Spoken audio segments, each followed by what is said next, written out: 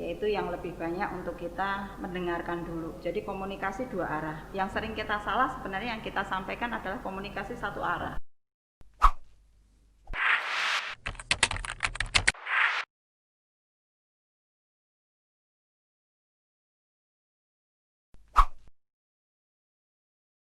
Assalamualaikum warahmatullahi wabarakatuh. Alhamdulillahirabbil alamin. Bapak Ibu yang saya hormati, khususnya wali murid SD Takmirul Islam Surakarta. Alhamdulillah pada kesempatan ini kita bisa saling menyapa lagi melalui program bisikan, yaitu Bincang Santai Pendidikan SD Takmirul Islam. Pada kesempatan ini telah hadir beliau, yaitu Ibu Maya Safitri, SPSI, CH, CHT, CMM, psikolog. Beliau merupakan salah satu psikolog yang sudah ternama di kota Surakarta, termasuk ini yang kita bekerja sama dengan beliau sudah lama. Maka pada kesempatan ini Bapak Ibu akan kita sampaikan kiat-kiat membimbing putra-putri Bapak Ibu semuanya pada masa pandemi ini. Tentunya saat ini sudah mungkin sebagian orang tua, bahkan banyak orang tua yang mulai jenuh atau membimbing anaknya itu kesulitan, karena memang harus membimbing anak, mempelajari anak di rumah selama pembelajaran daring ini. Maka pada kesempatan ini nanti bersama beliau Ibu Maya akan dibahas kiat-kiatnya bagaimana cara membimbing putra-putri Bapak Ibu semuanya.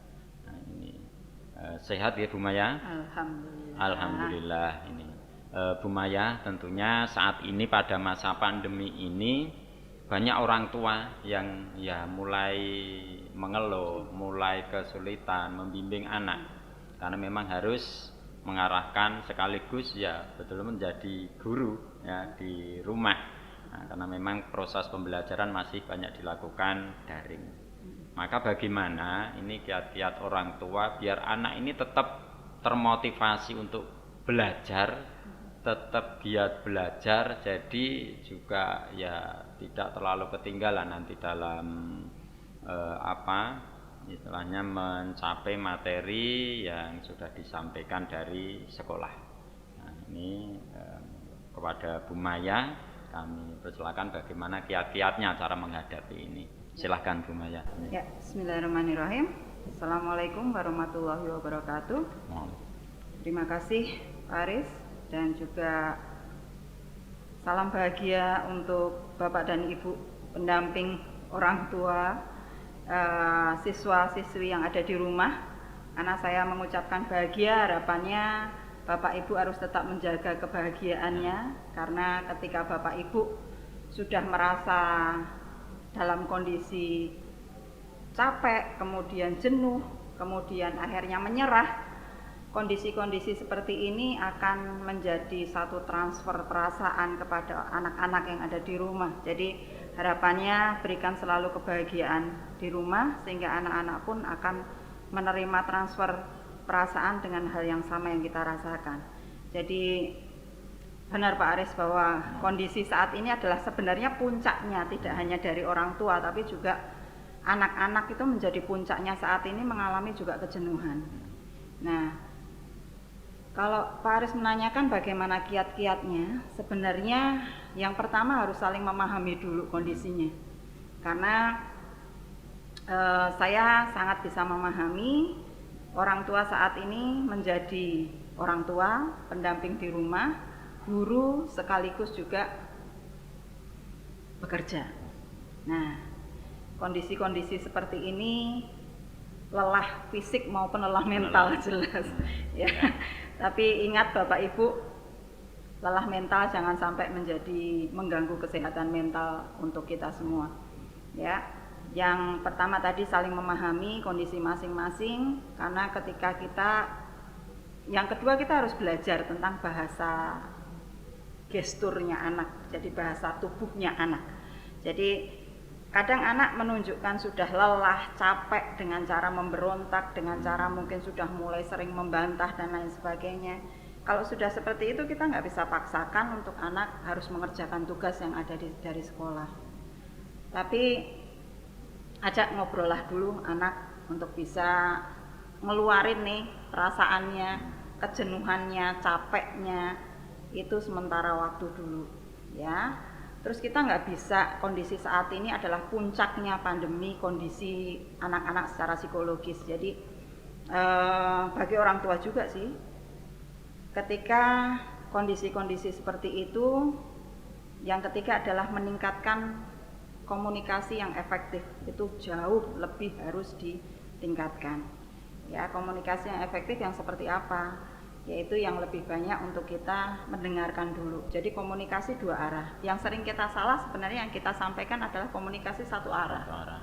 Sehingga tuntutan, ekspektasi yang tinggi terhadap anak ini seringkali tanpa kita sadari karena kita kondisi mungkin sudah jenuh, sudah capek, tuntutan pekerjaan, ya, rumah dan lain sebagainya, sehingga komunikasi satu arah saja yang terjadi. Sehingga tidak mau mendengarkan kondisi-kondisi anak ketika bahasa tubuh anak yang diperlihatkan itu. Ya, itu sih Pak. Ya, terima kasih Bu Maya. Apa yang sudah disampaikan Bu Maya ini mungkin ya tidak semua orang tua ya, bisa selalu mendampingi anak karena memang betul mereka siang harus bekerja, mungkin pulang sore malam sudah capek terus istirahat. Nah ini. Lah, bagaimana ketika orang tua baik dua orang tua ini bekerja? Nah, anak mungkin di rumah ya bersama kakaknya. Nah, ini mungkin ya sedikit apa yang sudah disampaikan Bu Maya tadi, diajak komunikasi harus memperhatikan gestur tubuh maupun yang trik-trik yang lain.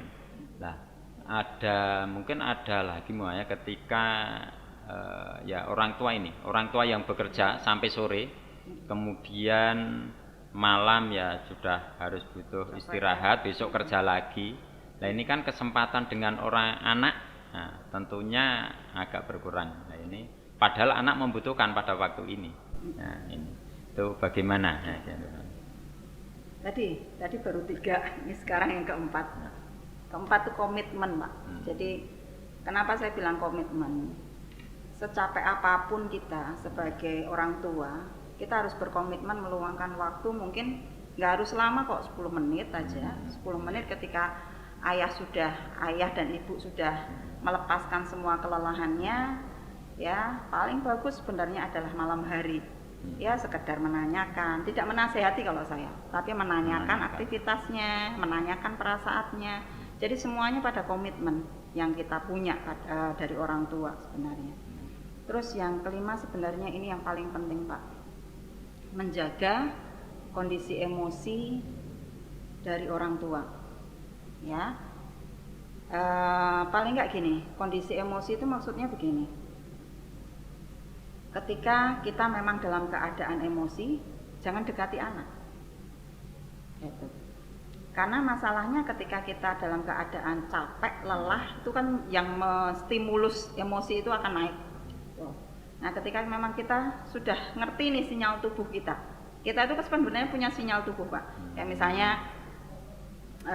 kita gatel, garuk, ya kita capek, mijeti gitu ya. Nah itu sebenarnya sinyal tubuh kita itu sebenarnya kalau sudah kita capek itu sudah menunjukkan sinyal tubuh kita dengan emosi yang agak naik. Jangan dekati anak-anak. Karena kalau kita paksa untuk dekati anak-anak, yang terjadi jelas kita akan mengekspresikan rasa marah kita, rasa capek kita ke anak kita, sehingga komunikasinya menjadi satu arah. Ya, terima kasih Bu Maya, tadi sudah disampaikan ya paling tidak 5 trik yang harus diperhatikan orang tua yang diberikan kepada anak saat ini ya, yang 5 tadi yang perlu diperhatikan, terutama yang kelima yang paling perlu diperhatikan yaitu menjaga emosi ya, ketika Bapak Ibu mungkin sedang emosi, menjauhi anak dulu, begitu ya Bu Maya. Jadi jangan mendekat dulu karena memang dikhawatirkan justru anak sebagai objek atau pelampiasan kemarahan. Nah, ini. Nah, sebelum mungkin ditutup, mungkin ada yang ingin disampaikan Bu Maya terhadap ya khususnya wali murid SD Ta'mirul Islam dan ya pada umumnya kepada Bapak Ibu wali murid yang saat ini memang bersama-sama baru menghadapi tidak ya di semua sektor, terlebih juga pendidikan ini, monggo biar anak tetap mendapat pelayanan pendidikan terbaik yang untuk anak. Silahkan semuanya. Oke, untuk ayah dan bunda yang ada di rumah, saya yakin ayah dan bunda punya rasa cinta yang sangat lebih kepada putra putrinya, ya.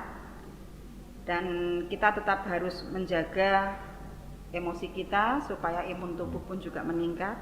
Kemudian saya juga menitip pesan kepada ayah dan ibu, ayah, bunda, ya, tetaplah menjadi satu partner yang seimbang dalam pola asuh anak-anak. Karena kita nggak bisa hanya memasrahkan kepada salah satu pihak, yaitu ayah saja atau ibu saja. Karena peran keduanya saat ini sangat dibutuhkan, ya. Kemudian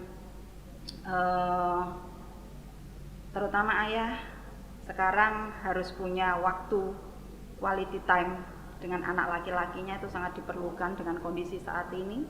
Kemudian yang perempuan juga ibu menyempatkan quality time dengan anak-anak perempuannya supaya mereka punya teman dalam tanda kutip. Terus kemudian saat ini kita rendahkan ekspektasi kita terhadap kondisi yang dimiliki kita terhadap anak-anak, terutama yang berkaitan sama akademis. Kalau saya menekankan saat ini yang kita bentuk adalah akhlak dalam kondisi pandemi saat ini, emosi dalam saat ini yang kita harus jaga untuk